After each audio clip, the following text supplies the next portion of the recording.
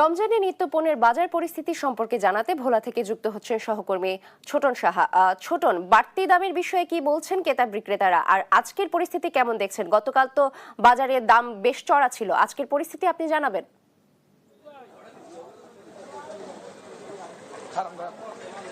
নাভিলা, আজকে বাজারে আমরা দেখেছি যেমনটি যে অধিকাংশ নিত্যপণ্যের দাম বেড়েছে রমজান উপলক্ষে।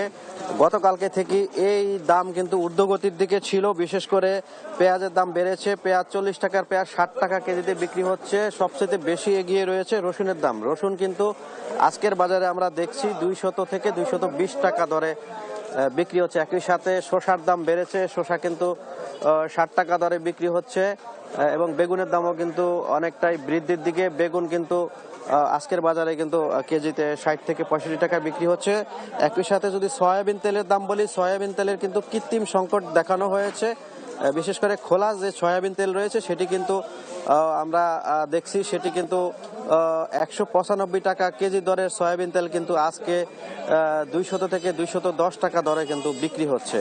অর্থাৎ এই রমজান উপলক্ষে ব্যবসায়ীরা, বলা যায় ক্রেতাদের যে অভিযোগ, ব্যবসায়ীরা কিন্তু সিন্ডিকেট তৈরি করে এই দাম বাড়িয়ে দিয়েছে এমনটি অভিযোগ। এবং একই সাথে আমরা দেখেছি জেলা প্রশাসনের নির্বাহী ম্যাজিস্ট্রেট কিন্তু এই নিত্যপণ্যের দাম নিয়ন্ত্রণে কিন্তু তারা অভিযানও চালিয়েছে। দুজন ব্যবসায়ীকে জরিমানাও করেছে এমনটি আমরা দেখেছি। এবং জেলা প্রশাসন থেকে বলা হয়েছে পুরো রমজান মাস জুড়ে নিত্যপণ্যের দাম নিয়ন্ত্রণে রাখতে তাদের এই অভিযান স্বাভাবিক অব্যাহত থাকবে এমনটি কিন্তু তারা বলছিল। এবং একই সাথে আমরা জেনেছি যে আজকে সকালে যেমনটি চালের বাজারে যদি পরিস্থিতি জানাতে চাই, চালের বাজারও কিন্তু ঊর্ধ্বগতি।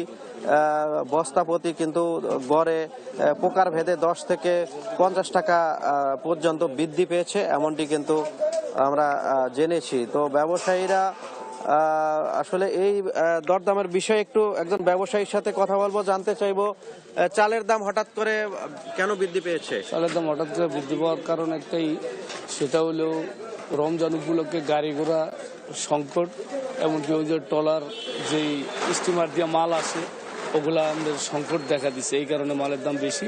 আর মোকামে বস্তায় মনে করেন যে আমাদের প্রত্যেকটা মালই 10 টাকা 20 টাকা 30 টাকা এই ধরনের বাড়তি চায়।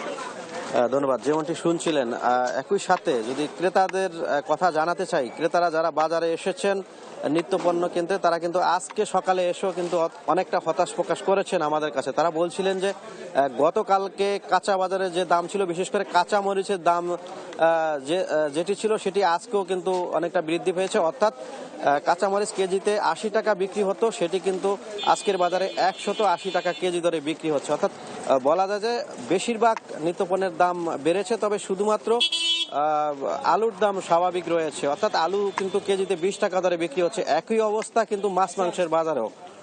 তো এ ছিল আমার কাছে ভোলাতে যে রমজান উপলক্ষে যে নিত্যপণ্যের দরদাম বেড়েছে তা নিয়ে সর্বশেষ তথ্য। ফিরছি স্টুডিওতে। নাবিলা।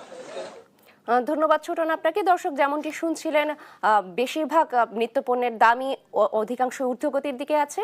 সেই পরিস্থিতি জানাচ্ছিলেন ভোলা থেকে আমাদের সহকর্মী।